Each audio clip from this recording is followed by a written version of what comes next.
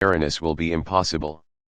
Any intercourse with you, even though it be confined to a begging of their pardons, they would look upon as a degradation. I may tell you that, on learning that you formed part of my household, the baron approached me in the casino, and demanded of me additional satisfaction. Do you understand, then, what it is that you have entailed upon me, my good sir? You have entailed upon me the fact of my being forced to sue humbly to the baron, and to give him my word of honor that this very day you shall cease to belong to my establishment. Excuse me, General, I interrupted, but did he make an express point of it that I should cease to belong to your establishment, as you call it? 40 No, I, of my own initiative, thought that I ought to afford him that satisfaction, and, with it he was satisfied. So we must part, good sir. It is my duty to hand over to you 40 gulden, 3 florins, as per the accompanying statement. Here is the money, and here the account, which you are at liberty to verify. Farewell. From henceforth we are strangers. From you I have never had anything but trouble and unpleasantness. I am about to call the landlord, and explain to him that from tomorrow onwards I shall no longer be responsible for your hotel expenses. Also I have the honor to remain your obedient servant. I took the money and the account, which was indited in pencil, and, bowing low to the general, said to him very gravely, the matter cannot end here. I regret very much that you should have been put to unpleasantness at the baron's hands, but, the fault, pardon me, is your own. How came you to answer for me to the baron?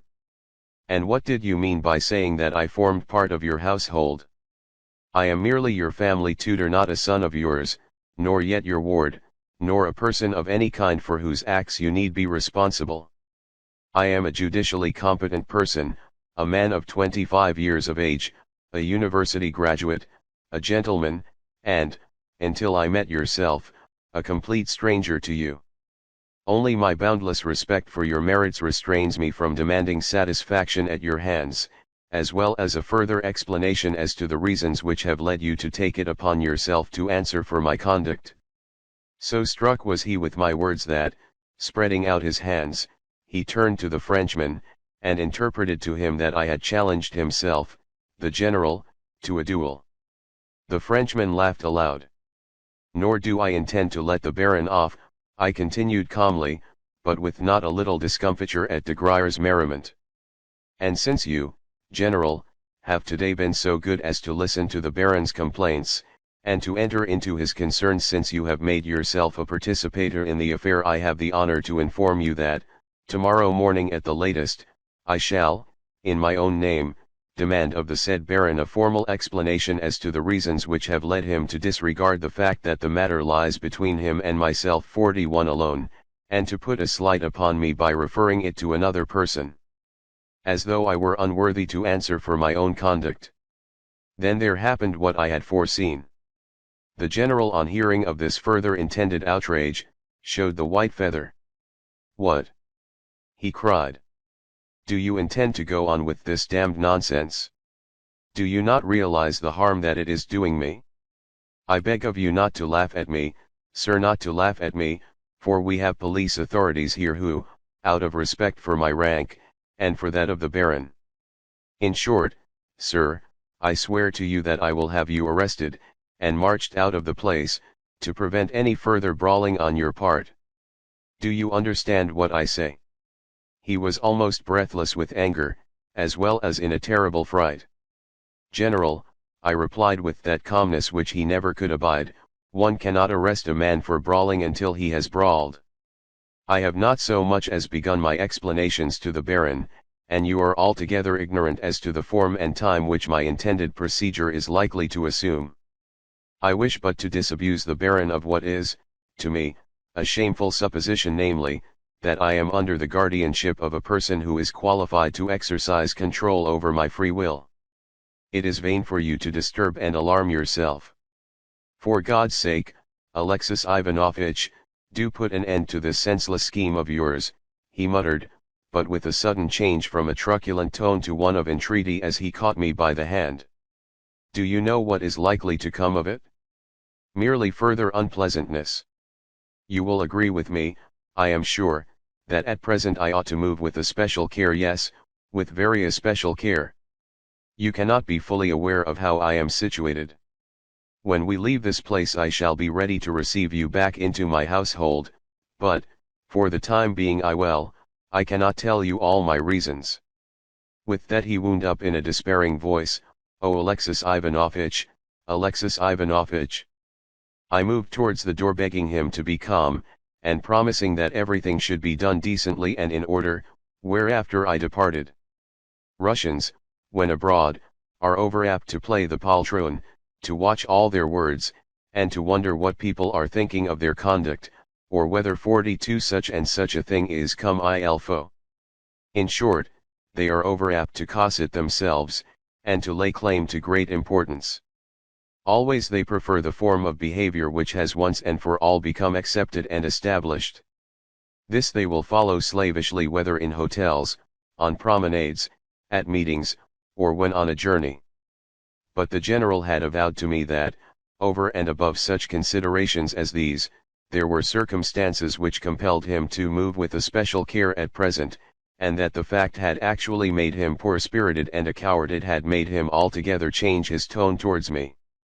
This fact I took into my calculations, and duly noted it, for, of course, he might apply to the authorities tomorrow, and it behoved me to go carefully.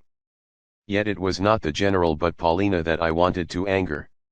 She had treated me with such cruelty, and had got me into such a hole, that I felt a longing to force her to beseech me to stop. Of course, my tomfoolery might compromise her, yet certain other feelings and desires had begun to form themselves in my brain. If I was never to rank in her eyes as anything but a nonentity, it would not greatly matter if I figured as a draggle-tailed cockerel, and the Baron were to give me a good thrashing, but, the fact was that I desired to have the laugh of them all, and to come out myself unscathed.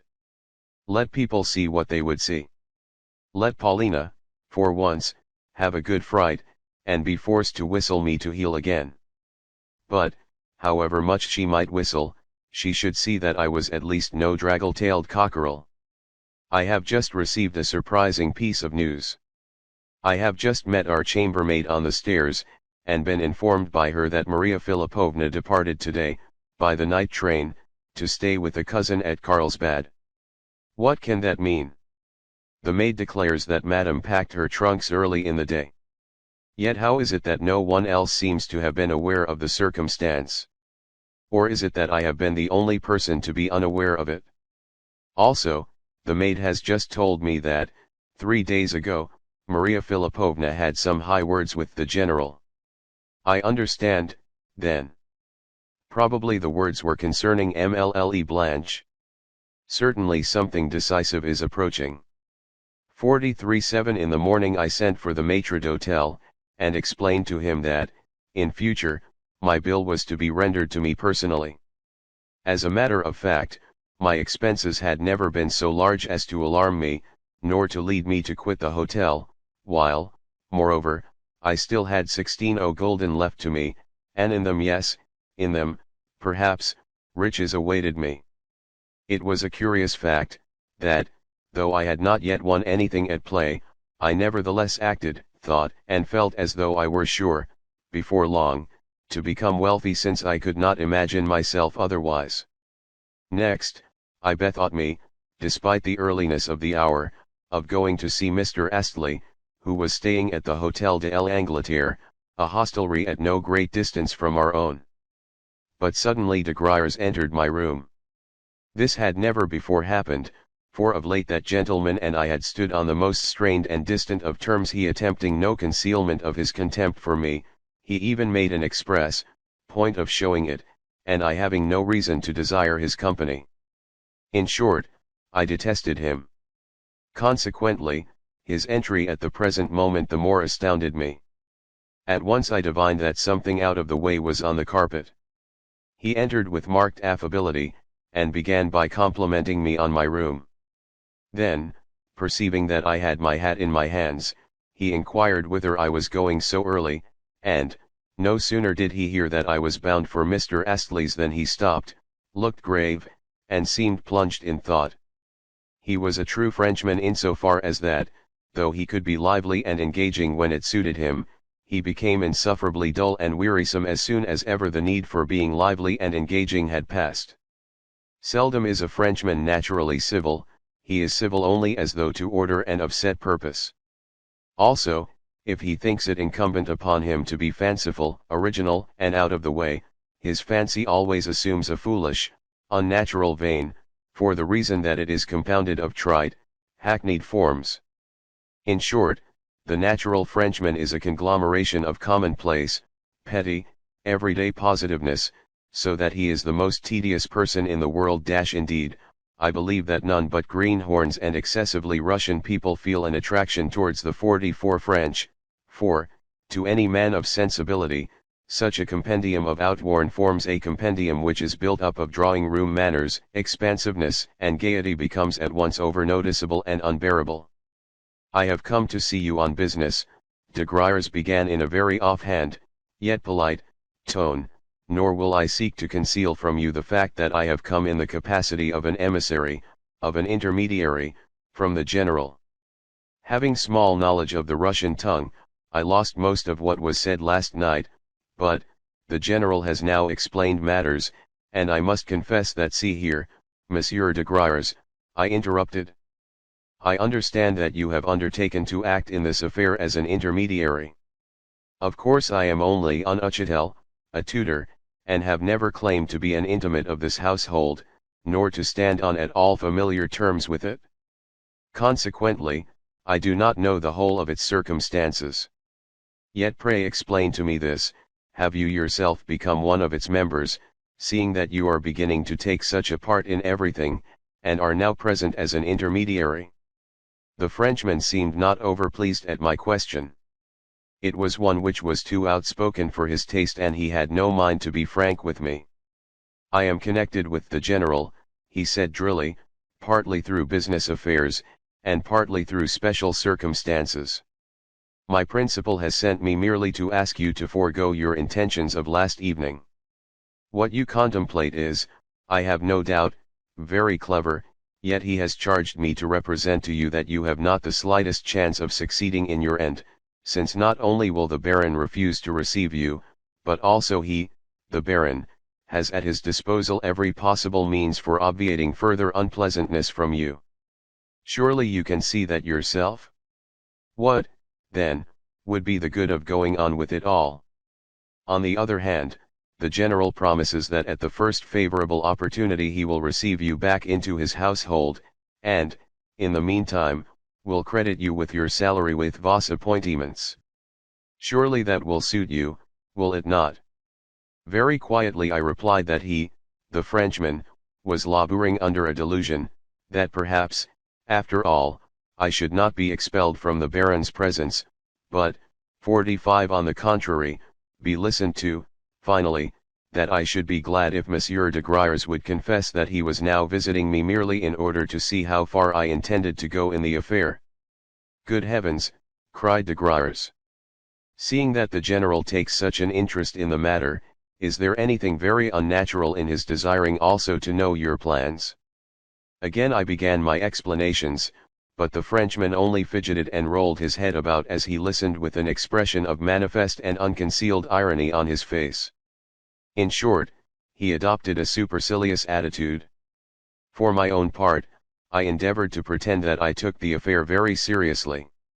I declared that, since the Baron had gone and complained of me to the general, as though I were a mere servant of the general's, he had, in the first place, lost me my post, and, in the second place, treated me like a person to whom, as to one not qualified to answer for himself, it was not even worth while to speak.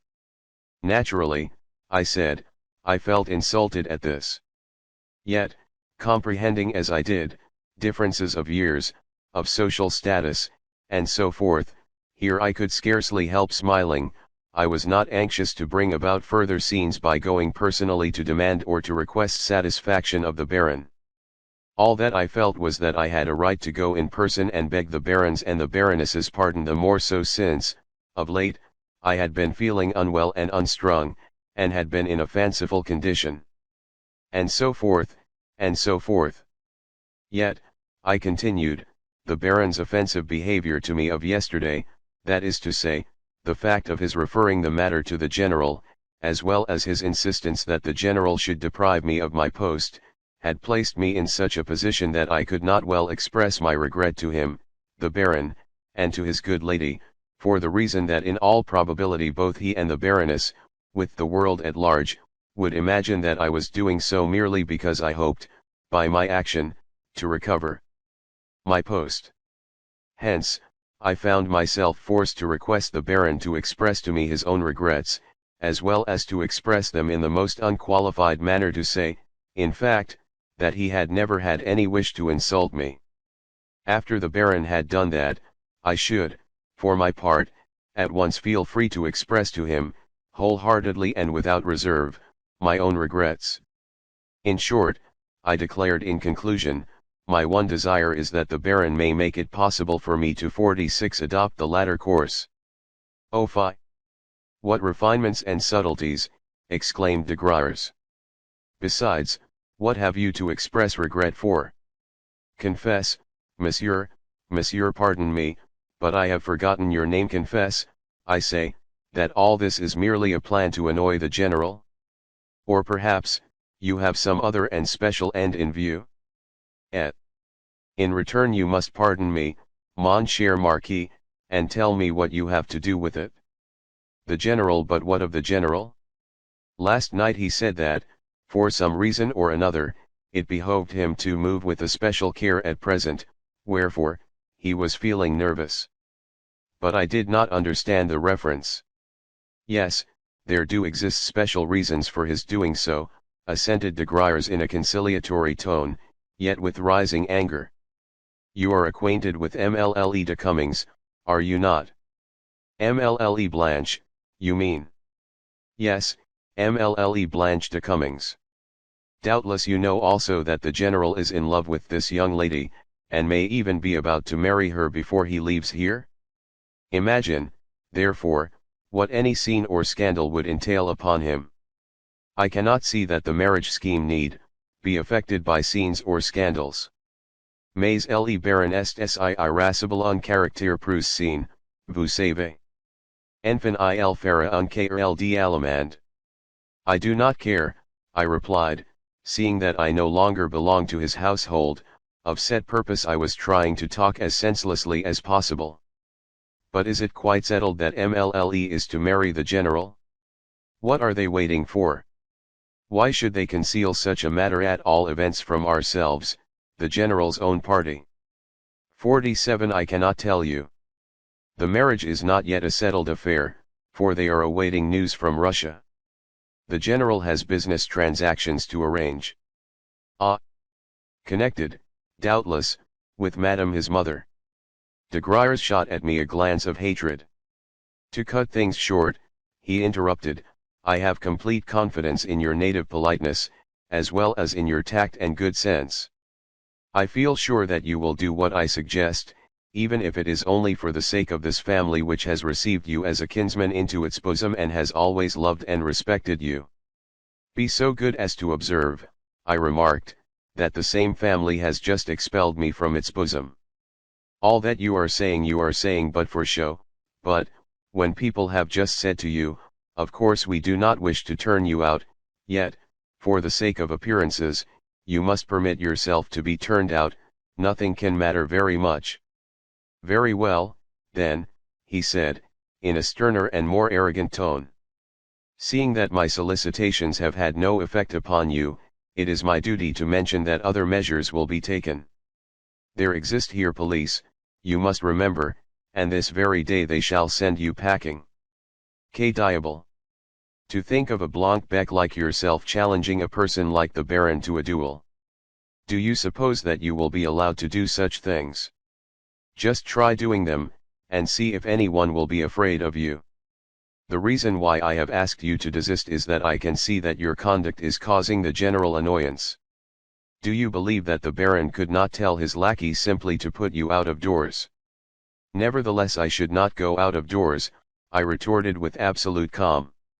You are laboring under a delusion, Monsieur de Graers.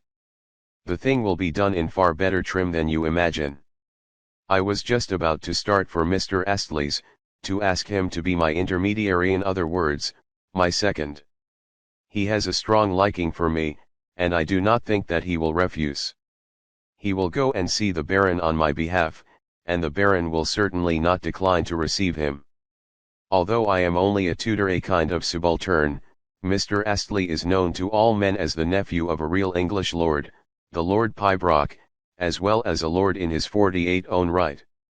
Yes, you may be pretty sure that the Baron will be civil to Mr. Astley, and listen to him.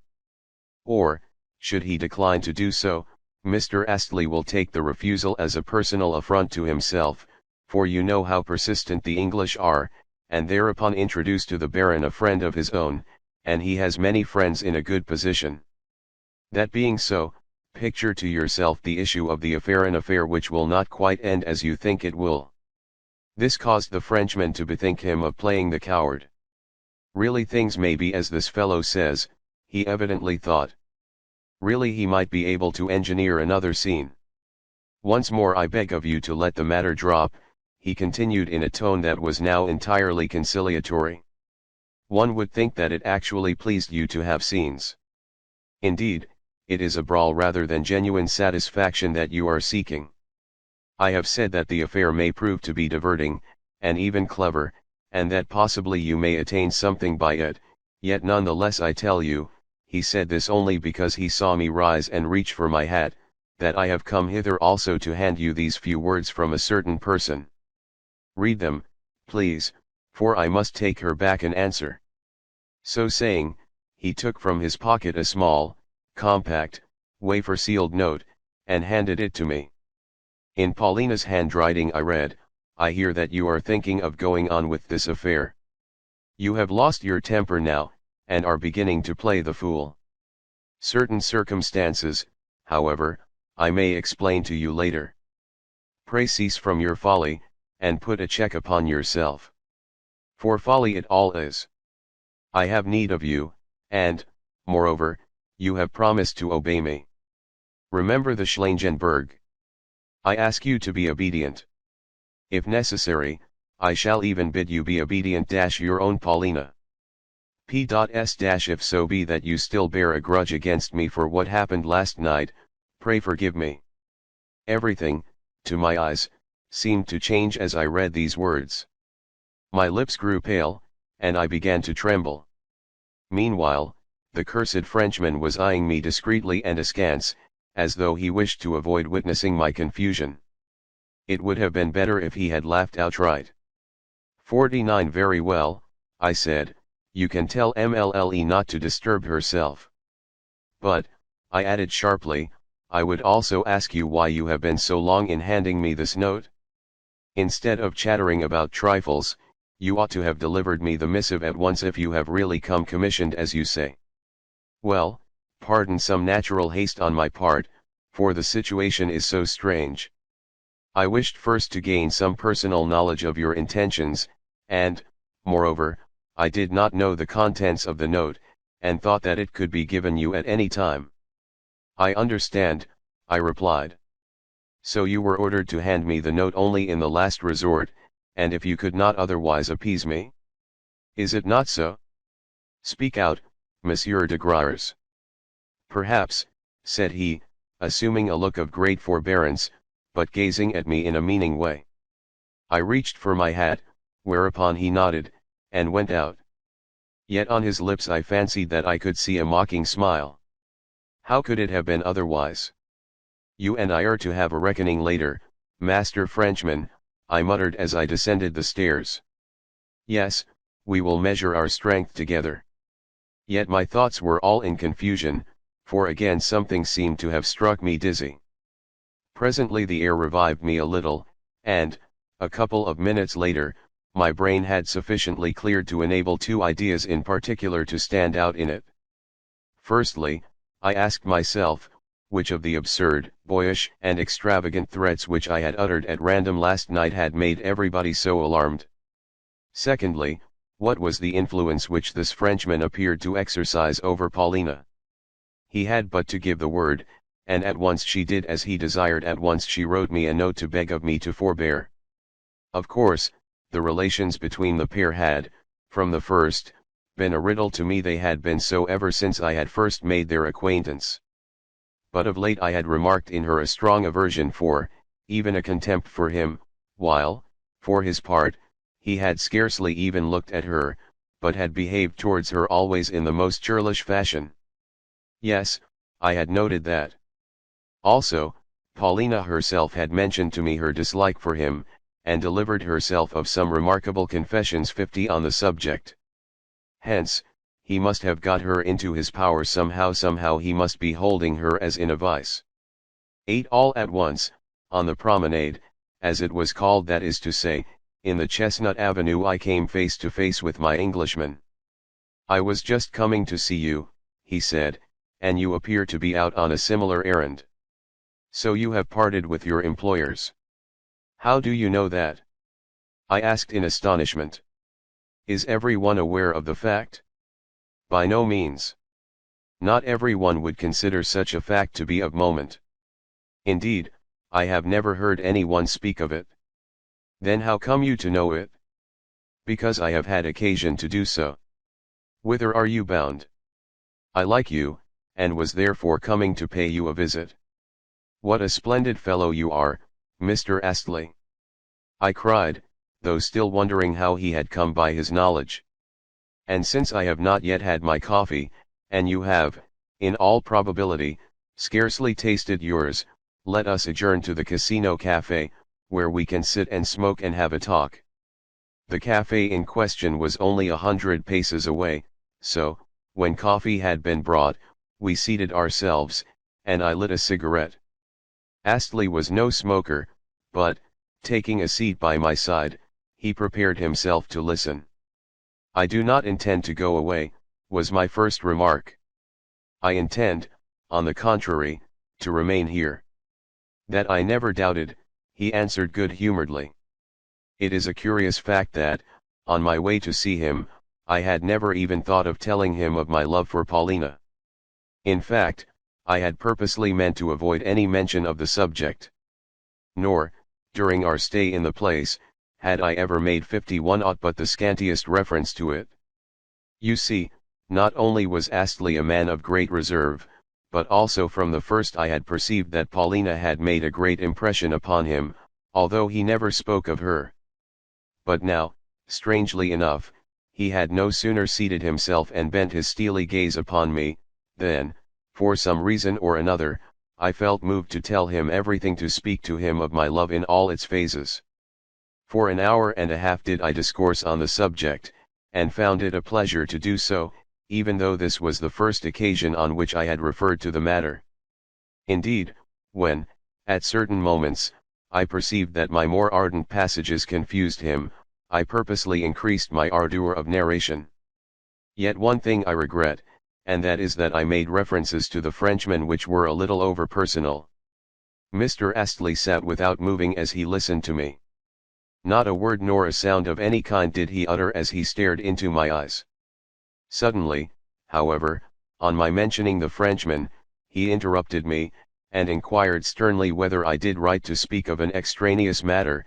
He had always been a strange man in his mode of propounding questions. No, I fear not, I replied. And concerning this Marquis and Mlle Paulina you know nothing beyond surmise. Again I was surprised that such a categorical question should come from such a reserved individual. No, I know nothing for certain about them, was my reply. Know nothing? Then you have done very wrong to speak of them to me, or even to imagine things about them. Quite so, I interrupted in some astonishment. I admit that. Yet that is not the question. Whereupon I related to him in detail the incident of 2 days ago. I spoke of Paulina's outburst, of my encounter with the Baron, of my dismissal, of the General's extraordinary pusillanimity, and of the call which de Griers had that morning paid me. In conclusion, I showed Astley the note which I had lately received. 52 What do you make of it? I asked. When I met you I was just coming to ask you your opinion. For myself, I could have killed this Frenchman, and am not sure that I shall not do so even yet. I feel the same about it, said Mr. Astley. As for Mlle Paulina, well, you yourself know that, if necessity drives, one enters into relation with people whom one simply detests.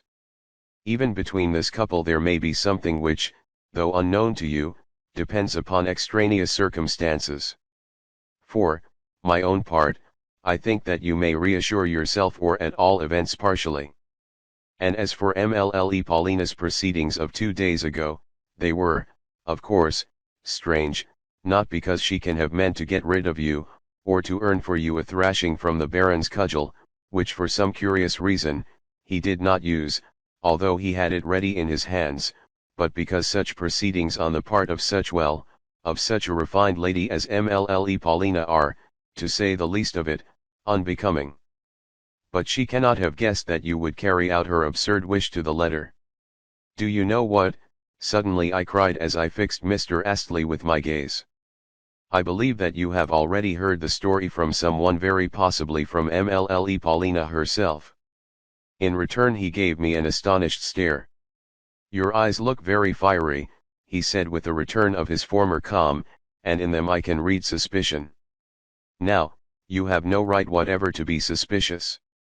It is not a right which I can for a moment recognize, and I absolutely refuse to answer your questions. Enough. You need say no more, I cried with a strange emotion at my heart, yet not altogether understanding what had aroused that emotion in my breast. Indeed, when, where, and how could Paulina have chosen Astley to be one of her confidants?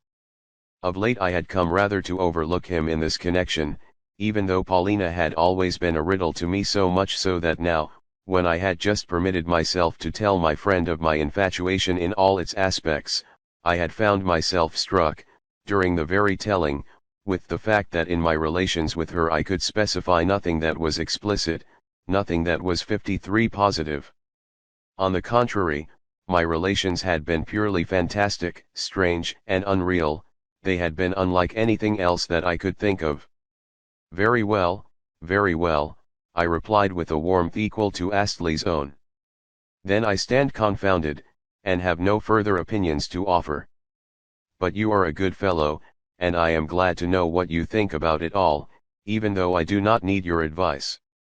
Then, after a pause, I resumed, for instance, what reason should you assign for the general taking fright in this way? Why should my stupid clowning have led the world to elevate it into a serious incident?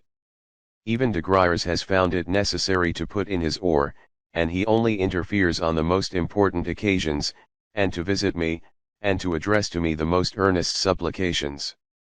Yes, he, de Griers, has actually been playing the suppliant to me. And, mark you, although he came to me as early as 9 o'clock, he had ready prepared in his hand Mlle Paulina's note. When, I would ask, was that note written? Mlle Paulina must have been aroused from sleep for the express purpose of writing it. At all events the circumstance shows that she is an absolute slave to the Frenchman, since she actually begs my pardon in the note, actually begs my pardon. Yet what is her personal concern in the matter? Why is she interested in it at all? Why, too, is the whole party so afraid of this precious Baron? And what sort of a business do you call it for the General to be going to marry Mlle Blanche de Cummings? He told me last night that, because of the circumstance, he must move with especial care at present. What is your opinion of it all? Your look convinces me that you know more about it than I do. Mr. Astley smiled and nodded. Yes, I think I do know more about it than you do, he assented. The affair centers around this Mlle Blanche. Of that I feel certain. And what of Mlle Blanche? I cried impatiently, for in me there had dawned a sudden hope that this would enable me to discover something about Paulina.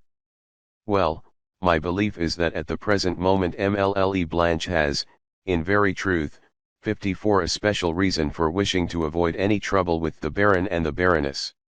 It might lead not only to some unpleasantness, but even to a scandal. Oh, oh.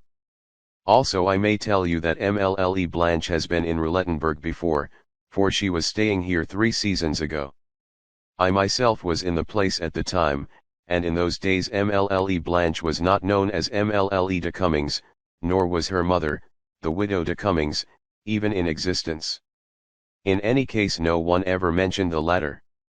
De Griers, too, had not materialized, and I am convinced that not only do the parties stand in no relation to one another, but also they have not long enjoyed one another's acquaintance. Likewise, the Marquisate de Griers is of recent creation.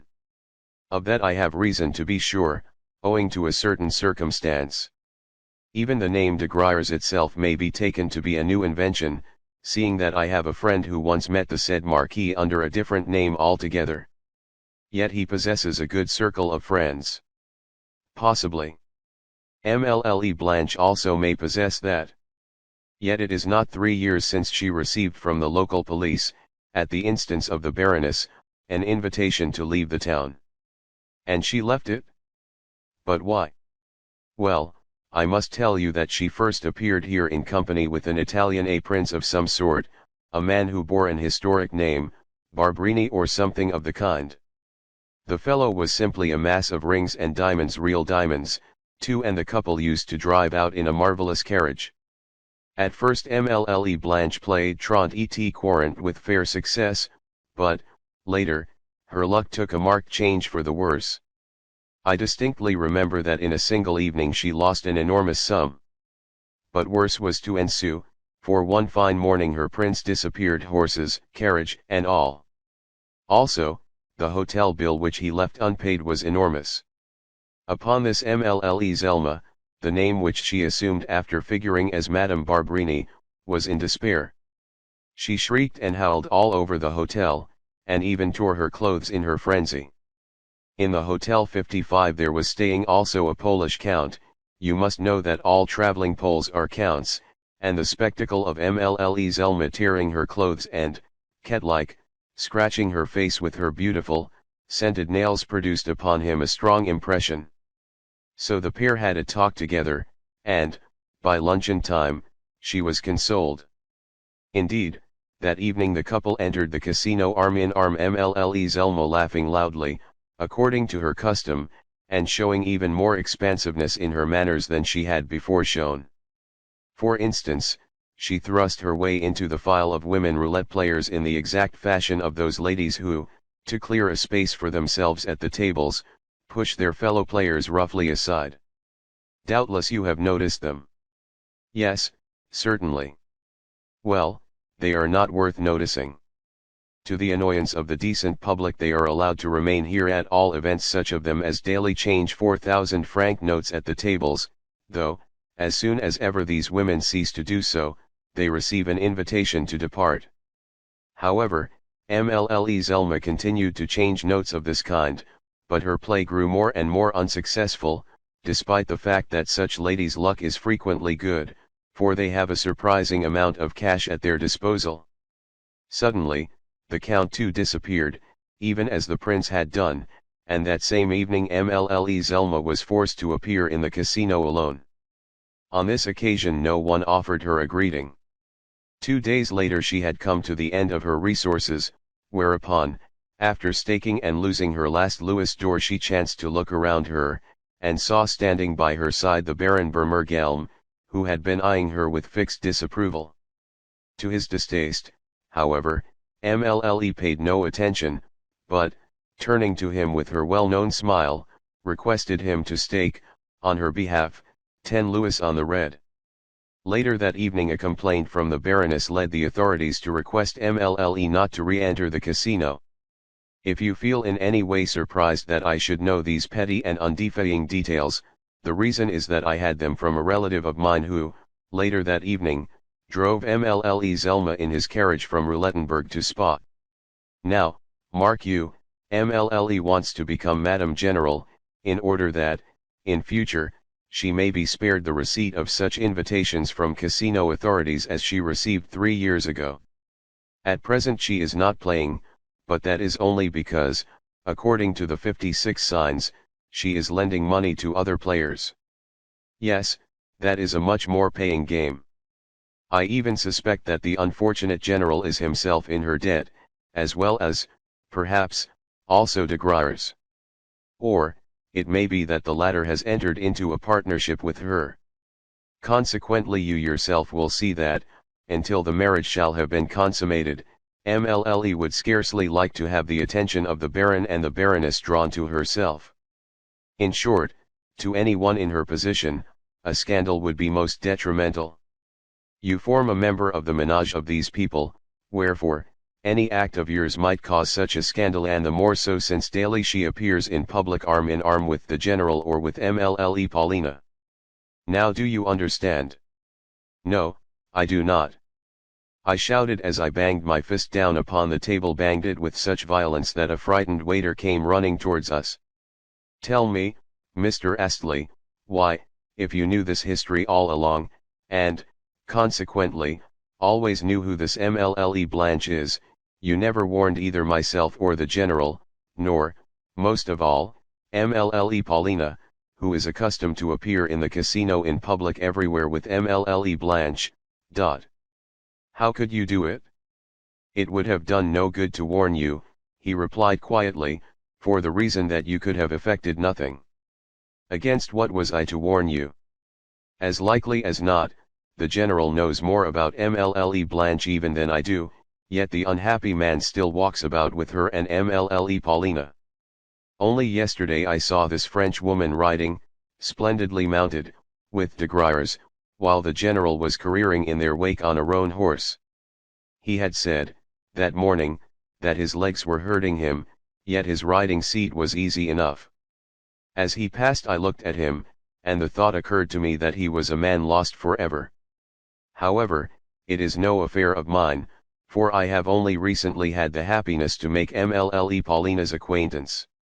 Also he added this as an afterthought, I have already told you that I do not recognize your right to ask me certain questions, however sincere be my liking for you.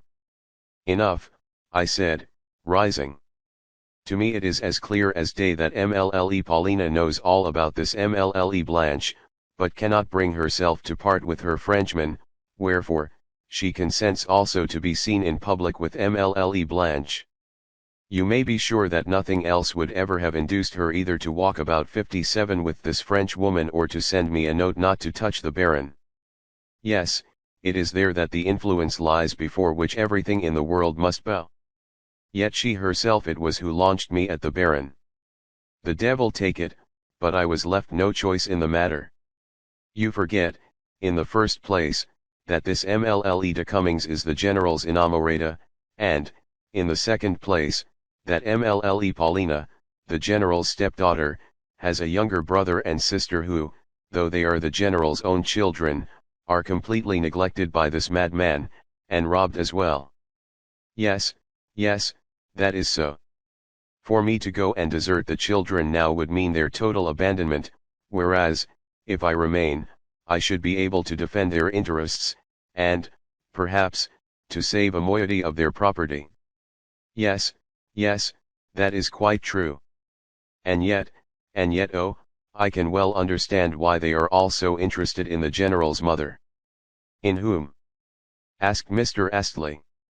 In the old woman of Moscow who declines to die, yet concerning whom they are forever expecting telegrams to notify the fact of her death.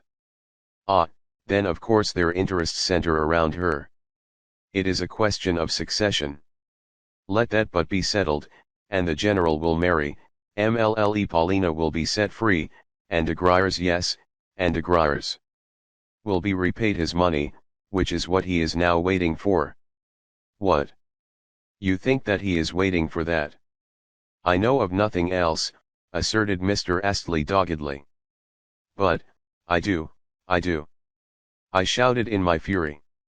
He is waiting also for the old woman's will, for the reason that it awards MLLE Paulina a dowry.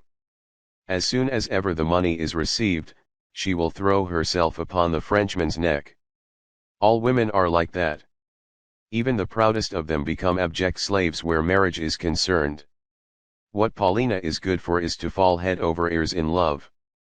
58 That is my opinion. Look at her, especially when she is sitting alone, and plunged in thought. All this was preordained and foretold, and is accursed.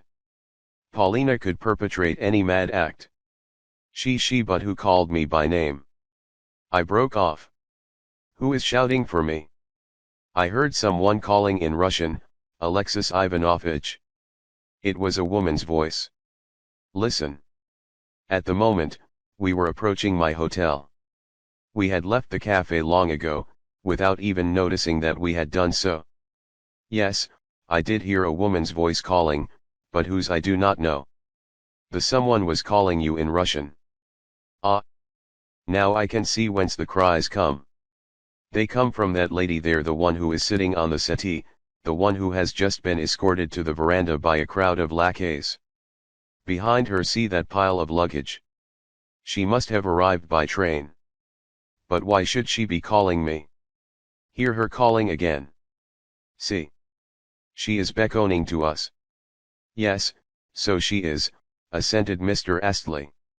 Alexis Ivanovich, Alexis Ivanovich. Good heavens, what a stupid fellow, came in a despairing wail from the veranda. We had almost reached the portico, and I was just setting foot upon the space before it, when my hands fell to my sides in limp astonishment, and my feet glued themselves to the pavement. 9 For on the topmost tier of the hotel veranda, after being carried up the steps in an armchair amid a bevy of footmen, maidservants, and other menials of the hotel, headed by the landlord, that functionary had actually run out to meet a visitor who arrived with so much stir and din, attended by her own retinue, and accompanied by so great a pile of trunks and portmanteaus. On the topmost tier of the veranda, I say, there was sitting the grandmother. Yes, it was she, rich, and imposing, and 75 years of age, Antonida Vasilievna Tarasevitcha, landowner and grande dame of Moscow, the law 59 Babulinka, who had caused so many telegrams to be sent off and received, who had been dying, yet not dying, who had, in her own person, descended upon us even as snow might fall from the clouds. Though unable to walk, she had arrived borne aloft in an armchair, her mode of conveyance for the last 5 years, as brisk, aggressive, self-satisfied, bold, upright, loudly imperious, and generally abusive as ever. In fact, she looked exactly as she had on the only 2 occasions when I had seen her since my appointment to the general's household. Naturally enough, I stood petrified with astonishment. She had sighted me 100 paces off. Even while she was being carried along in her chair, she had recognized me, and called me by name and surname, which, as usual, after hearing once, she had remembered ever afterwards. And this is the woman whom they had thought to see in her grave after making her will. I thought to myself, yet she will outlive us, and every one else in the hotel. Good Lord! What is going to become of us now? What on earth is to happen to the general? She will turn the place upside down. My good sir, the old woman continued in a stentorian voice, what are you standing there for, with your eyes almost falling out of your head? Cannot you come and say how do you do? Are you too proud to shake hands? Or do you not recognize me? Here, Potapych, she cried to an old servant who, dressed in a frock coat and white waistcoat, had a bald, red head. He was the chamberlain who always accompanied her on her journeys. Just think. Alexis Ivanovich does not recognize me. They have buried me for good and all. Yes, and after sending hosts of telegrams to know if I were dead or not. Yes, yes, I have heard the whole story. I am very much alive, though, as you may see. Pardon me, Antonida Vasilievna, I replied good-humoredly as I recovered my presence of mind. I have no reason to wish you ill. I am merely rather astonished to see you. Why should I not be so, seeing how unexpected? Why should you be astonished? I just got into my chair, and came. Things are quiet enough in the train, for there is no one there to chatter. Have you been out for a walk? Yes. I have just been to the casino. 60. Well, it is quite nice here, she went on as she looked about her. The place seems comfortable, and all the trees are out. I like it very well. Are your people at home? Is the general, for instance, indoors? Yes, and probably all of them. Do they observe the convenances, and keep up appearances? Such things always give one tone. I have heard that they are keeping a carriage, even as Russian gentlefolks ought to do. When abroad, our Russian people always cut a dash. Is Praskovya here too? Yes.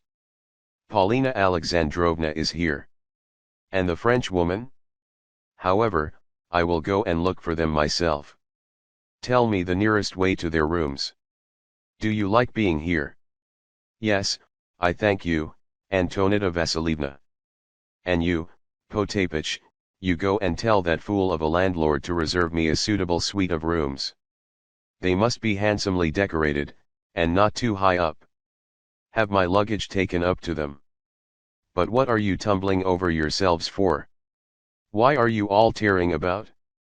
What scullions these fellows are, who is that with you, she added to myself. A Mr. Astley, I replied. And who is Mr. Astley? A fellow traveller, and my very good friend, as well as an acquaintance of the general's. Oh, an Englishman? Then that is why he stared at me without even opening his lips. However, I like Englishmen. Now, take me upstairs, direct to their rooms. Where are they lodging? Madame was lifted up in her chair by the lackeys, and I preceded her up the grand staircase. Our progress was exceedingly effective, for everyone whom we met stopped to stare at the cortege. It happened that the hotel had the reputation of being the best, the most expensive, and the most aristocratic in 61 all the spot, and at every turn on the staircase or in the corridors we encountered fine ladies and important-looking Englishmen, more than one of whom hastened downstairs to inquire of the awestruck landlord who the newcomer was. To all such questions he returned the same answer, namely, that the old lady was an influential foreigner, a Russian, a countess, and a grande dame, and that she had taken the suite which, during the previous week, had been tenanted by the grande duchesse de N. Meanwhile the cause of the sensation, the grandmother, was being borne aloft in her armchair. Every person whom she met she scanned with an inquisitive eye, after first of all interrogating me about him or her at the top of her voice. She was stout of figure, and, though she could not leave her chair, one felt, the moment that one first looked at her, that she was also tall of stature. Her back was as straight as a board, and never did she lean back in her seat. Also, her large grey head, with its keen, rugged features, remained always erect as she glanced about her in an imperious, challenging sort of way, with looks and gestures that clearly were unstudied. Though she had reached her 76th year, her face was still fresh, and her teeth had not decayed. Lastly, she was dressed in a black silk gown and white mob cap. She interests me tremendously, whispered Mr. Astley as, still smoking, he walked by my side. Meanwhile I was reflecting that probably the old lady knew all about the telegrams, and even about de Gruyers, though little or nothing about Mlle Blanche. I said as much to Mr. Astley. But what a frail creature is man! No sooner was my first surprise abated than I found myself rejoicing in the shock which we were about to administer to the general. So much did the thought inspire me that I marched ahead in the gayest of fashions. Our party was lodging on the third floor. Without knocking at the door, or in any way announcing our presence, I threw open the portals, and the grandmother was borne through them in triumph. As though of set purpose, the whole party chanced at that moment to be assembled in the general's study. The time was 11 o'clock, and it seemed that an outing of some sort, at which a portion of the party were to drive in carriages, and others to ride on 62 horseback, accompanied by one or two extraneous acquaintances, was being planned. The general was present, and also Paulina, the children, the latter's nurses, de Gruyers, Mlle Blanche, attired in a riding habit, her mother, the young prince, and a learned German whom I beheld for the first time. Into the midst of this assembly the lackeys conveyed Madame in her chair, and set her down within 3 paces of the general. Good heavens! Never shall I forget the spectacle which ensued. Just before our entry, the general had been holding forth to the company, with de Griers in support of him. I may also mention that, for the last 2 or 3 days, Mlle Blanche and de Griers had been making a great deal of the young prince, under the very nose of the poor general. In short, the company, though decorous and conventional, was in a gay, familiar mood. But no sooner did the grandmother appear than the general stopped dead in the middle of a word, and, with jaw dropping, stared hard at the old lady, his eyes almost starting out of his head, and his expression as spellbound as though he had just seen a basilisk. In return, the grandmother stared at him silently and without moving, though with a look of mingled challenge, triumph, and ridicule in her eyes. For 10 seconds did the pair remain thus eyeing one another, amid the profound silence of the company, and even de Griers sat petrified, an extraordinary look of uneasiness dawning on his face. As for Mlle Blanche, she too stared wildly at the grandmother, with eyebrows raised and her lips parted, while the prince and the German savant contemplated the tableau in profound amazement. Only Paulina looked anything but perplexed or surprised. Presently, however, she too turned as white as a sheet, and then reddened to her temples. Truly the grandmother's arrival seemed to be a catastrophe for everybody. For my own part, I stood looking from the grandmother to the company, and back again, while Mr. Astley, as usual, remained in the background, and gazed calmly and decorously at the scene. Well, here I am, and instead of a telegram, too, the grandmother at last ejaculated, to dissipate the silence. What? You were not expecting me? Antonida Vasilievna. Oh, my dearest mother! But how on earth did you? The mutterings of the unhappy general died away. 63 I verily believe that if the grandmother had held her tongue a few seconds longer she would have had a stroke. How on earth did I what? She exclaimed. Why, I just got into the train and came here. What else is the railway meant for? But you thought that I had turned up my toes and left my property to the lot of you. Oh, I know all about the telegrams which you have been dispatching. They must have cost you a pretty sum, I should think, for telegrams are not sent from abroad for nothing. Well, I picked up my heels, and came here. Who is this Frenchman? Monsieur de Griers, I suppose. Oui, madame, assented de Griers. Et, croyez, je suis si enchanté. Votre santé c'est un miracle vous voir ici. Unsurprised, charmant. Just so. Charmant. I happen to know you as a mountebank, and therefore trust you no more than this. She indicated her little finger. And who is that? She went on, turning towards Mlle Blanche. Evidently the French woman looked so becoming in her riding habit, with her whip in her hand, that she had made an impression upon the old lady. Who is that woman there? Mlle de Cummings, I said. And this is her mother, Madame de Cummings. They also are staying in the hotel. Is the daughter married? Asked the old lady, without the least semblance of ceremony.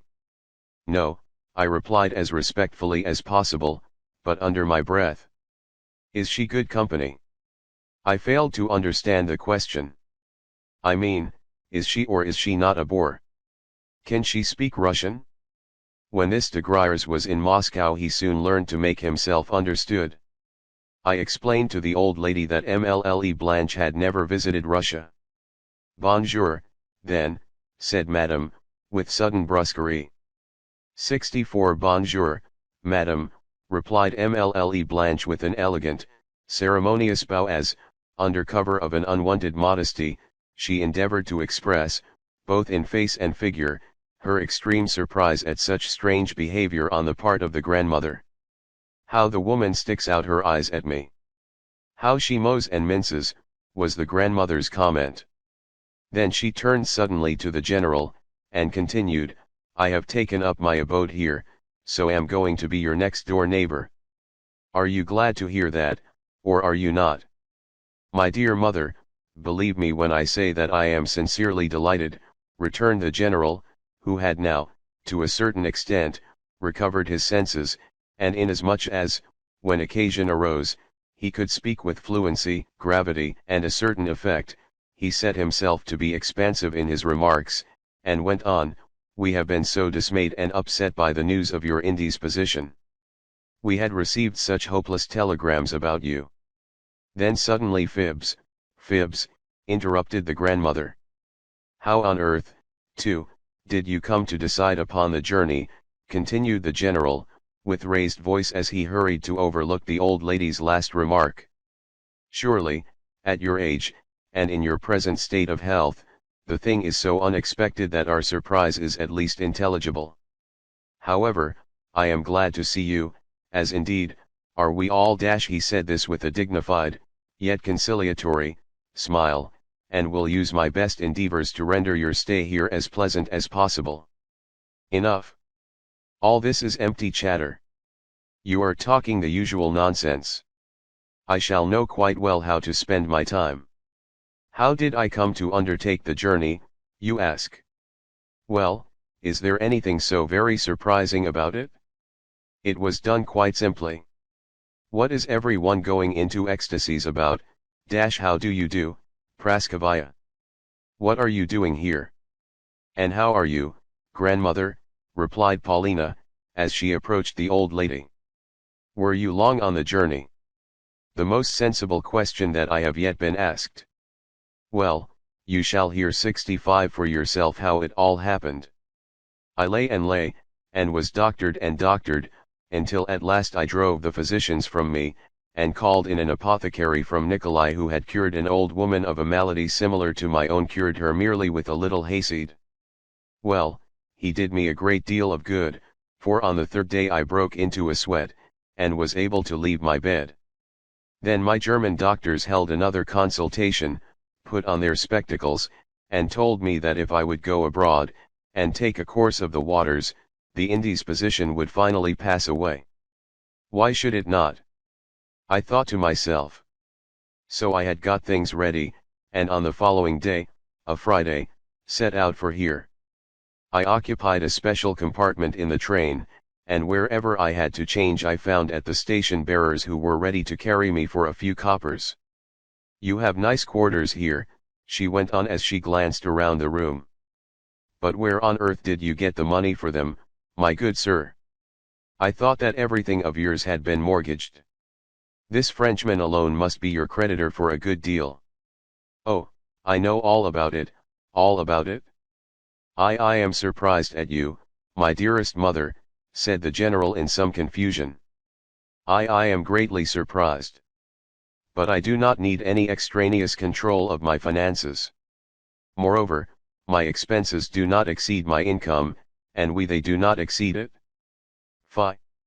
Why, you are robbing your children of their last kopeck, their guardian.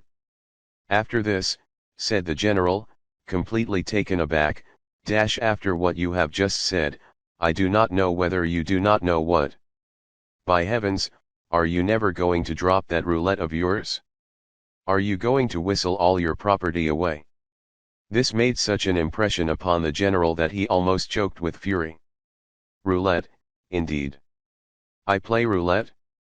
Really, in view of my position, recollect what you are saying, my dearest mother. You must still be unwell.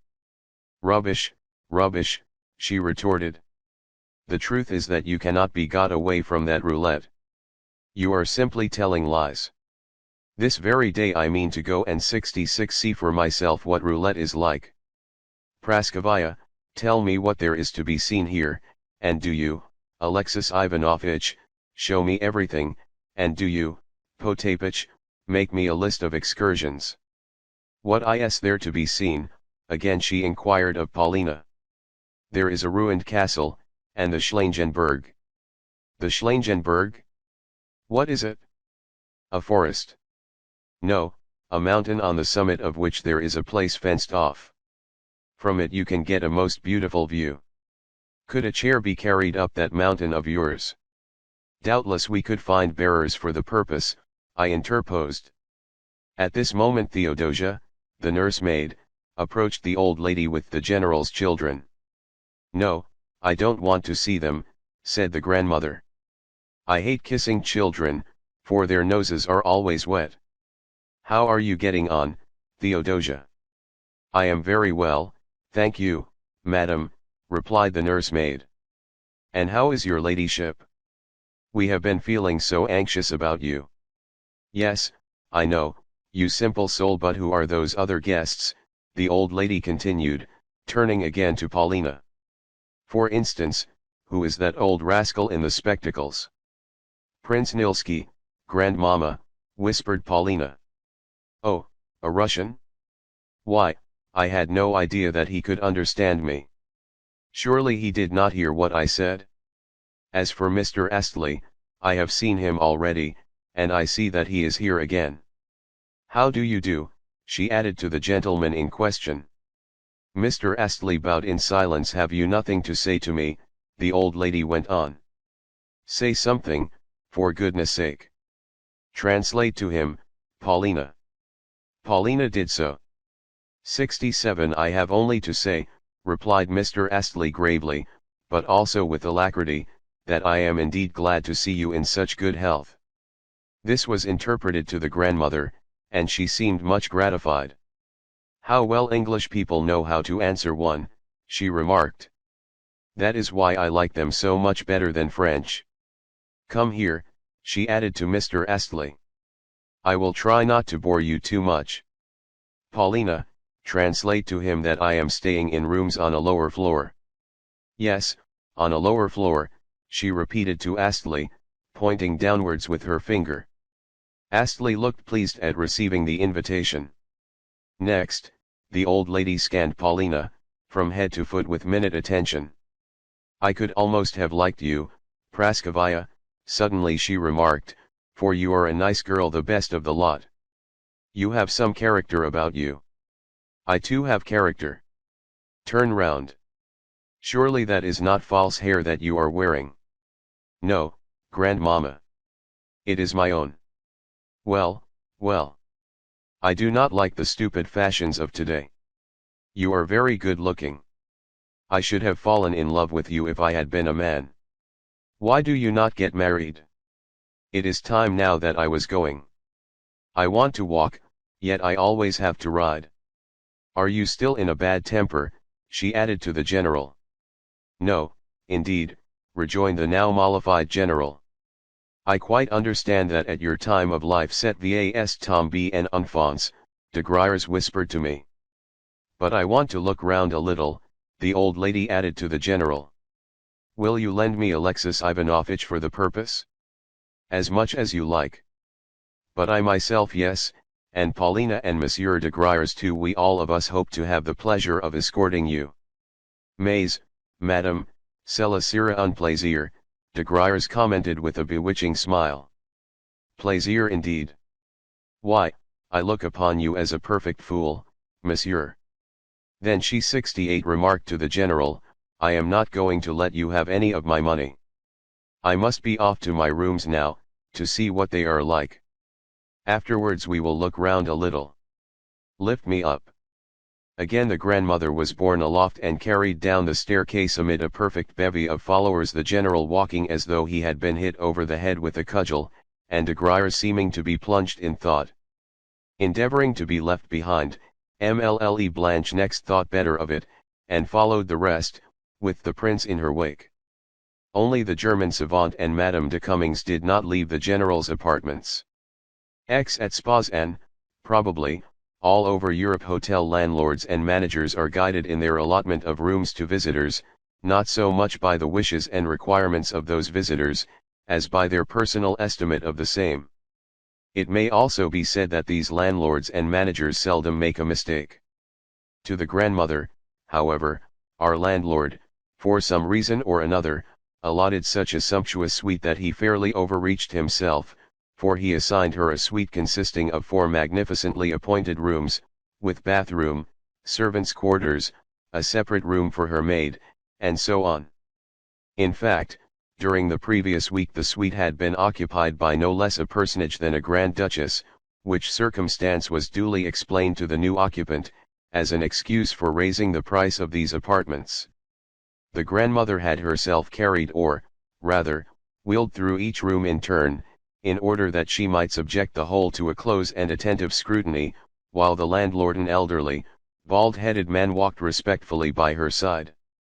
What every one took the grandmother to be I do not know, but it appeared, at least, that she was accounted a person not only of great importance, but also, and still more, of great wealth, and without delay they entered her in the hotel register as Madame la Générale, Princess de Tarasevecheva, although she had never been a princess in her life.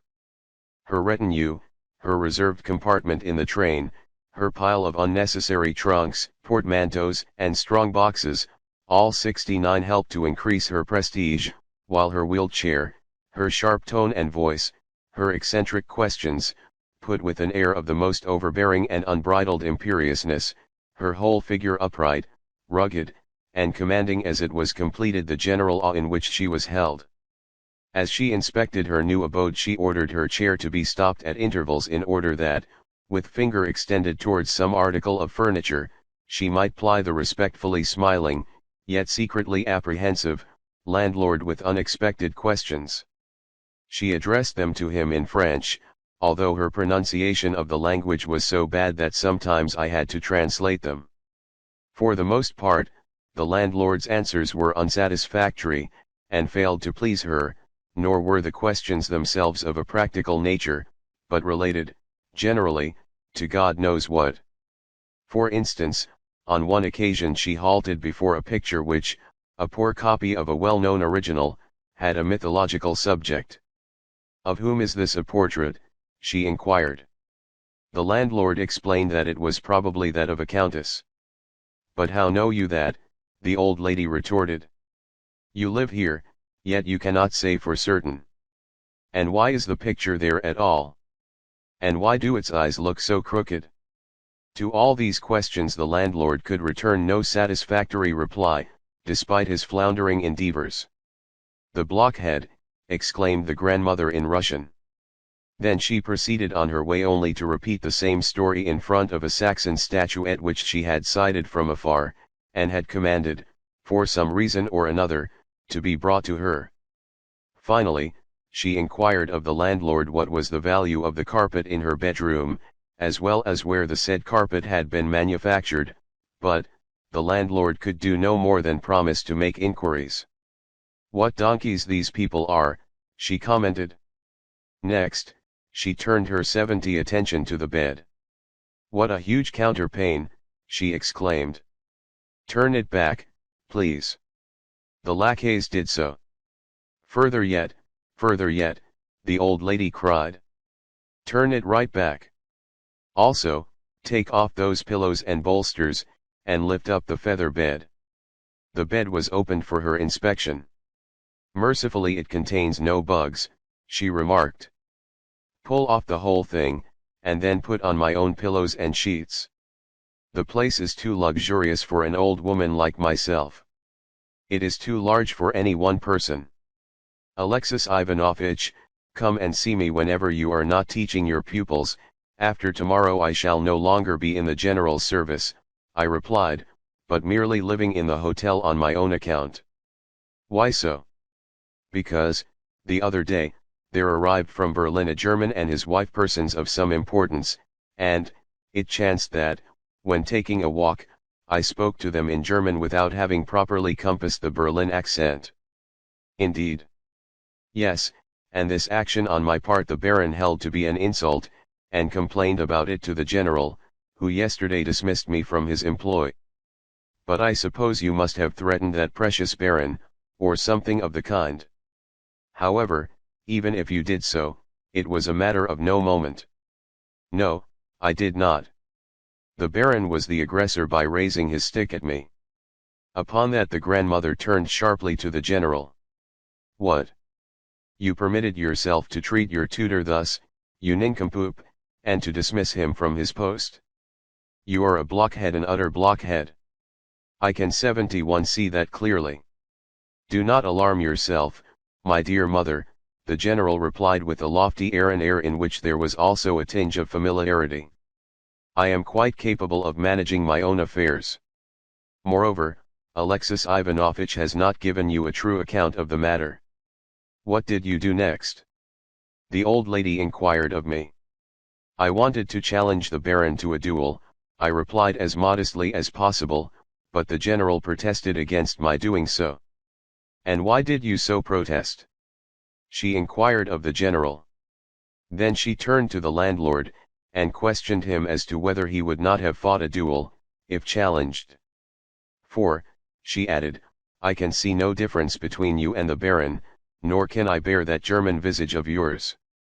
Upon this the landlord bowed and departed, though he could not have understood the grandmother's compliment. "Pardon me, madam," the general continued with a sneer, "but are duels really feasible?" "Why not? All men are crowing cocks, and that is why they quarrel. You, though, I perceive, are a blockhead, a man who does not even know how to carry his breeding. Lift me up. Potapych, see to it that you always have 2 bearers ready. Go and arrange for their hire. But we shall not require more than 2, for I shall need only to be carried upstairs. On the level or in the street I can be wheeled along. Go and tell them that, and pay them in advance, so that they may show me some respect. You too, Potapych, are always to come with me, and you, Alexis Ivanovitch, are to point out to me this Baron as we go along, in order that I may get a squint at the precious Von. And where is that roulette played?" I explained to her that the game was carried on in the salons of the casino, whereupon there ensued a string of questions as to whether there were many such salons, whether many people played in them, whether those people played a whole day at a time, and whether the game was managed according 72 to fixed rules. At length, I thought it best to say that the most advisable course would be for her to go and see it for herself, since a mere description of it would be a difficult matter.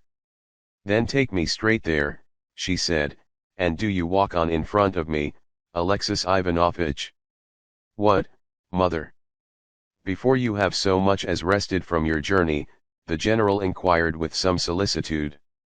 Also, for some reason which I could not divine, he seemed to be growing nervous, and, indeed, the whole party was evincing signs of confusion, and exchanging glances with one another. Probably they were thinking that it would be a ticklish, even an embarrassing business to accompany the grandmother to the casino, where, very likely, she would perpetrate further eccentricities, and in public too. Yet on their own initiative they had offered to escort her. "Why should I rest?" she retorted. "I am not tired, for I have been sitting still these past 5 days. Let us see what your medicinal springs and waters are like, and where they are situated." "What, too, about that what did you call it, Praskovaya, oh, about that mountain top?"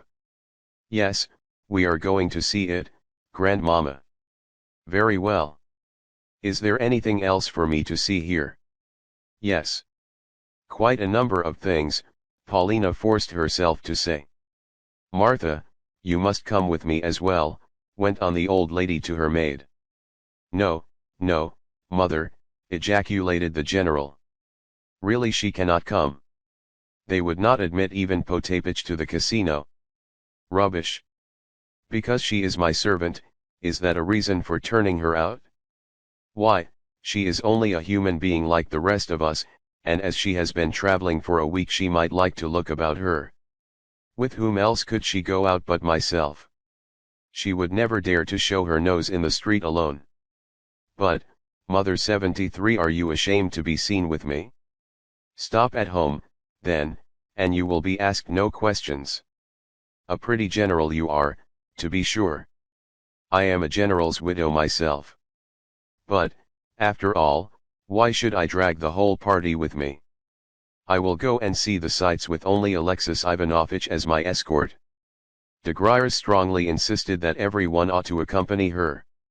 Indeed, he launched out into a perfect shower of charming phrases concerning the pleasure of acting as her cicerone, and so forth. Everyone was touched with his words. Mais els tom en enfance, he added aside to the general. Seul, el faire de bêtises. More than this I could not overhear, but he seemed to have got some plan in his mind, or even to be feeling a slight return of his hopes. The distance to the casino was about half a verst, and our route led us through the Chestnut Avenue until we reached the square directly fronting the building. The general, I could see, was a trifle reassured by the fact that, though our progress was distinctly eccentric in its nature, it was, at least, correct and orderly. As a matter of fact, the spectacle of a person who is unable to walk is not anything to excite surprise at a spot. Yet it was clear that the general had a great fear of the casino itself, for why should a person who had lost the use of her limbs, more especially an old woman, be going to rooms which were set apart only for roulette? On either side of the wheelchair walked Paulina and Mlle Blanche, the latter smiling, modestly jesting, and, in short, making herself so agreeable to the grandmother that in the end the old lady relented towards her. On the other side of the chair Paulina had to answer an endless flow of petty questions, such as who was it passed just now? Who is that coming along? Is the town a large one? Are the public gardens extensive? What sort of trees are those? What is the name of those hills? Do I see eagles flying yonder? What is that absurd-looking building, and so forth. Meanwhile Astley whispered to me, as he walked by my side, that he looked for much to happen that morning. Behind the old lady's chair marched Potapych and Martha Potapych in his frock coat and white waistcoat, with a cloak over all, and the 40-year-old and rosy, but slightly grey-headed, Martha in a mob cap, cotton dress, and squeaking shoes. Frequently the old lady would 74 twist herself round to converse with these servants. As for de Griers, he spoke as though he had made up his mind to do something, though it is also possible that he spoke in this manner merely in order to hearten the general, with whom he appeared to have held a conference. But, alas, the grandmother had uttered the fatal words, "I am not going to give you any of my money," and though de Griers might regard these words lightly, the general knew his mother better. Also, I noticed that de Griers and Mlle Blanche were still exchanging looks, while of the prince and the German savant I lost sight at the end of the avenue, where they had turned back and left us. Into the casino we marched in triumph. At once, both in the person of the commissionaire and in the persons of the footmen, there sprang to life the same reverence as had arisen in the lackeys of the hotel. Yet it was not without some curiosity that they eyed us.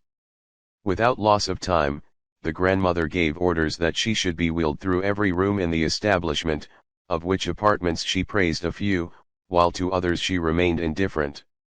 Concerning everything, however, she asked questions. Finally we reached the gaming salons, where a lackey who was, acting as guard over the doors, flung them open as though he were a man possessed. The grandmother's entry into the roulette salon produced a profound impression upon the public. Around the tables, and at the further end of the room where the 30 table was set out, there may have been gathered from 150 to 200 gamblers, ranged in several rows. Those who had succeeded in pushing their way to the tables were standing with their feet firmly planted, in order to avoid having to give up their places until they should have finished their game, since merely to stand looking on thus occupying a gambler's place for nothing was not permitted. True, chairs were provided around the tables, but few players made use of them, more especially if there was a large attendance of the general public, since to stand allowed of a closer approach, and, therefore, of greater facilities for calculation and staking. Behind the foremost row were herded a second and a third row of people awaiting their turn, but sometimes their impatience led these people to stretch 75 a hand through the first row, in order to deposit their stakes.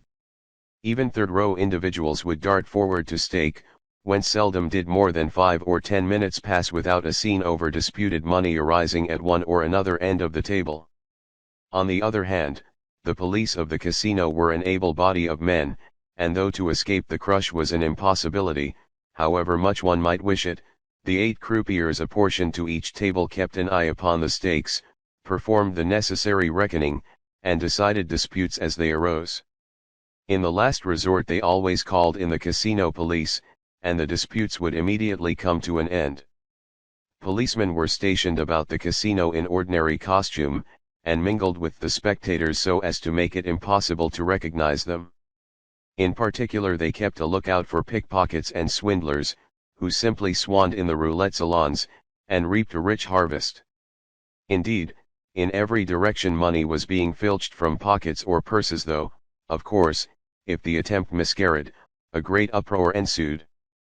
One had only to approach a roulette table, begin to play, and then openly grab someone else's winnings, for a din to be raised, and the thief to start vociferating that the stake was his, and, if the coup had been carried out with sufficient skill, and the witnesses wavered at all in their testimony, the thief would as likely as not succeed in getting away with the money, provided that the sum was not a large one, not large enough to have attracted the attention of the croupiers or some fellow player.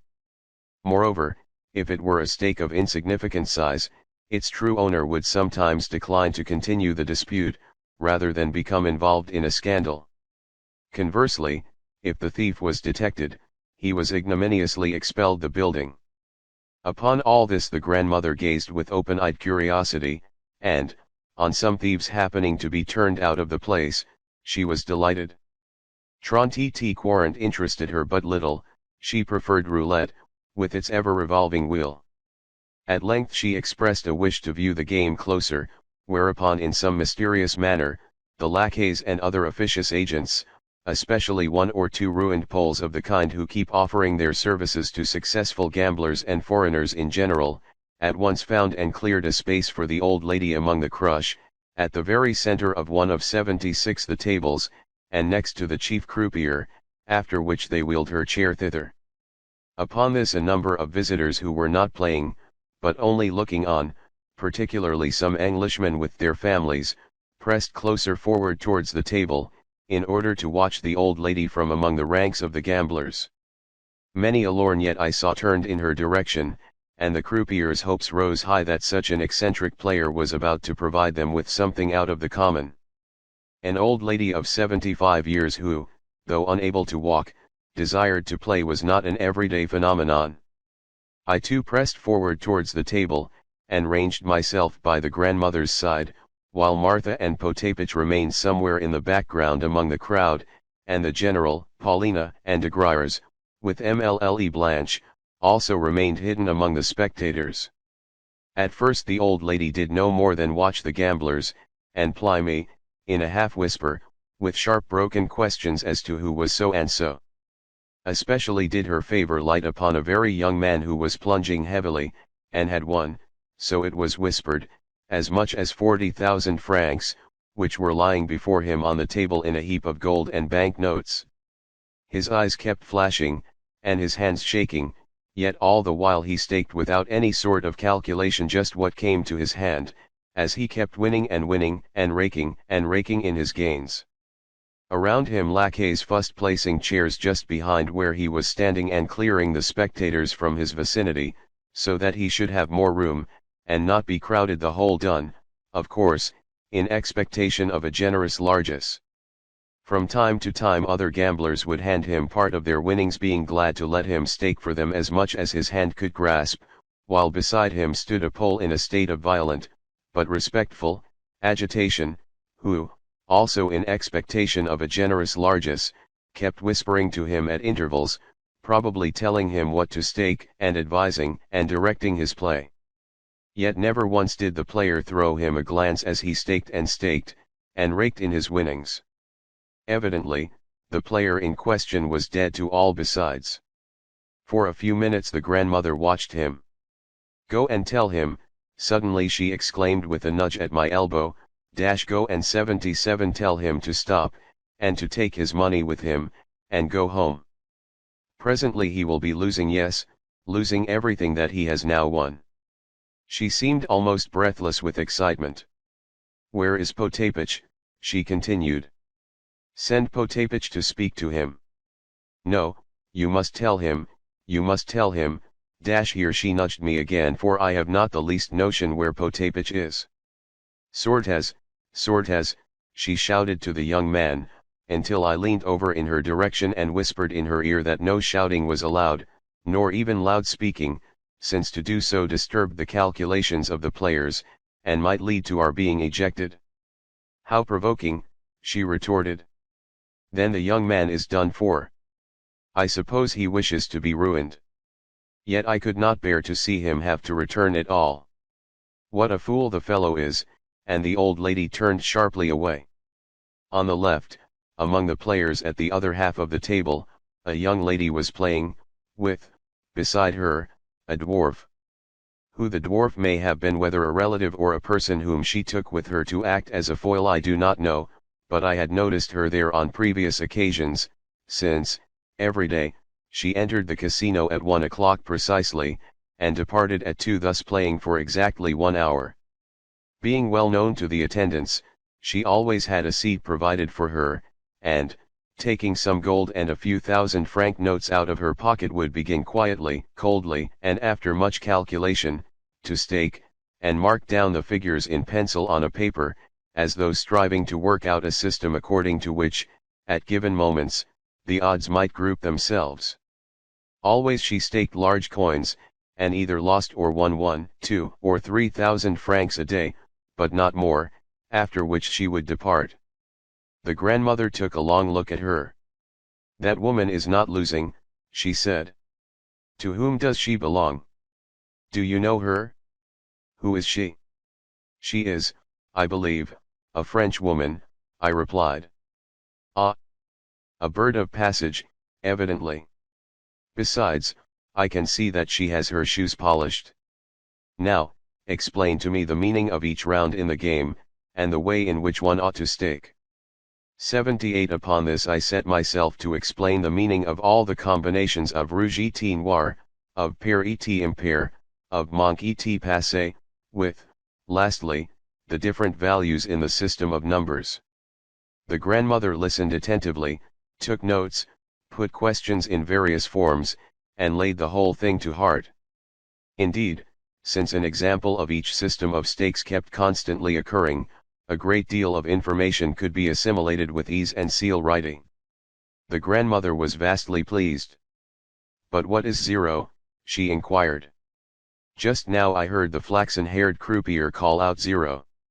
And why does he keep raking in all the money that is on the table? To think that he should grab the whole pile for himself. What does zero mean? Zero is what the bank takes for itself. If the wheel stops at that figure, everything lying on the table becomes the absolute property of the bank. Also, whenever the wheel has begun to turn, the bank ceases to pay out anything.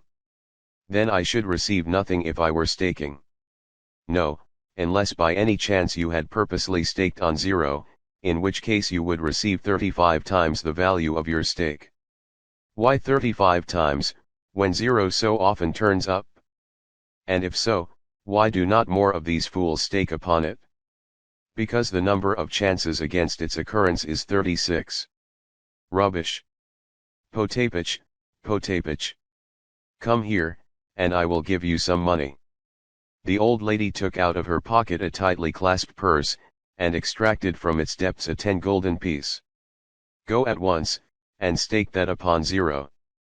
But, madam, zero has only this moment turned up, I remonstrated, wherefore, it may not do so again for ever so long. Wait a little, and you may then have a better chance. Rubbish. Stake, please. Pardon me, but zero might not turn up again until, say, tonight, even though you had staked thousands upon it. It often happens so. 79. Rubbish, rubbish.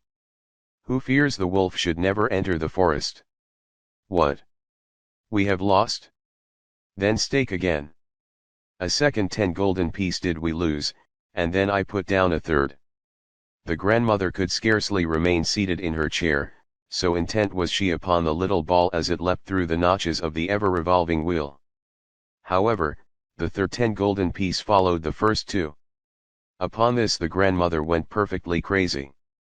She could no longer sit still, and actually struck the table with her fist when the croupier cried out, 36, instead of the desiderated zero.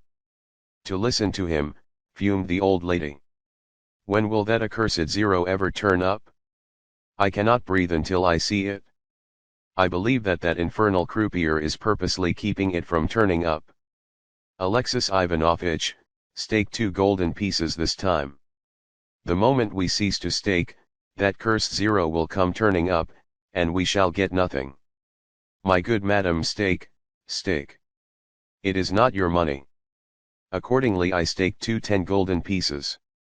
The ball went hopping round the wheel until it began to settle through the notches. Meanwhile the grandmother sat as though petrified, with my hand convulsively clutched in hers. Zero, called the croupier. There. You see, cried the old lady, as she turned and faced me, wreathed in smiles. I told you so. It was the Lord God himself who suggested to me to stake those 2 coins. Now, how much ought I to receive? Why do they not pay it out to me? Potapych. Martha.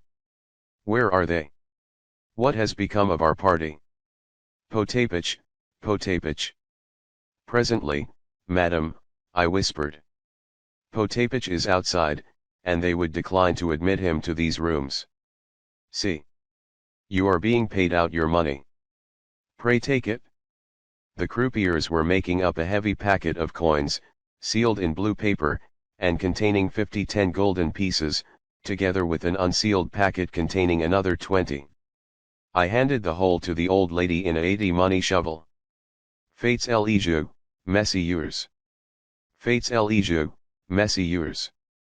Rien neva plus, proclaimed the croupier as once more he invited the company to stake, and prepared to turn the wheel. We shall be too late. He is going to spin again.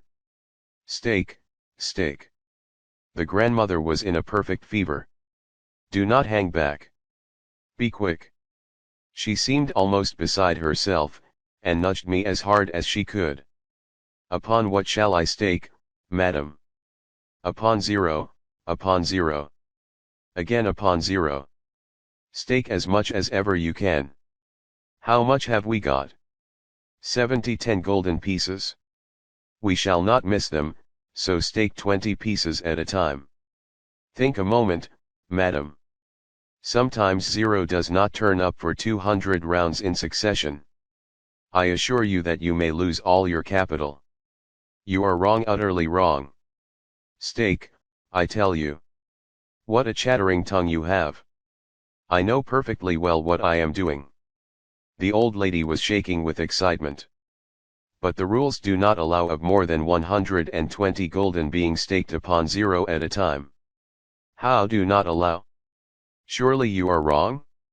Monsieur, here she nudged the croupier who was sitting on her left, and preparing to spin combien zero? Douse. Douse. I hastened to translate. Oui, madam, was the croupier's polite reply. No single stake must exceed 4,000 florins. That is the regulation. Then there is nothing else for it? We must risk in golden. Le jeu est fait, the croupier called. The wheel revolved, and stopped at 30. We had lost. Again, again, again. Stake again, shouted the old lady. Without attempting to 81 oppose her further, but merely shrugging my shoulders, I placed 12 more 10 golden pieces upon the table. The wheel whirled around and around, with the grandmother simply quaking as she watched its revolutions. Does she again think that zero is going to be the winning coup, thought I, as I stared at her in astonishment. Yet an absolute assurance of winning was shining on her face. She looked perfectly convinced that zero was about to be called again. At length the ball dropped off into one of the notches. Zero, cried the croupier. Ah, screamed the old lady as she turned to me in a whirl of triumph. I myself was at heart a gambler. At that moment I became acutely conscious both of that fact and of the fact that my hands and knees were shaking, and that the blood was beating in my brain. Of course this was a rare occasion, an occasion on which zero had turned up no less than 3 times within a dozen rounds, yet in such an event there was nothing so very surprising, seeing that, only 3 days ago, I myself had been a witness to zero turning up 3 times in succession, so that one of the players who was recording the coups on paper was moved to remark that for several days past zero had never turned up at all. With the grandmother, as with anyone who has won a very large sum, the management settled up with great attention and respect, since she was fortunate to have to receive no less than 4,200 gulden. Of these gulden the odd 200 were paid her in gold, and the remainder in bank notes. This time the old lady did not call for Potapych, for that she was too preoccupied. Though not outwardly shaken by the event, indeed, she seemed perfectly calm, she was trembling inwardly from head to foot.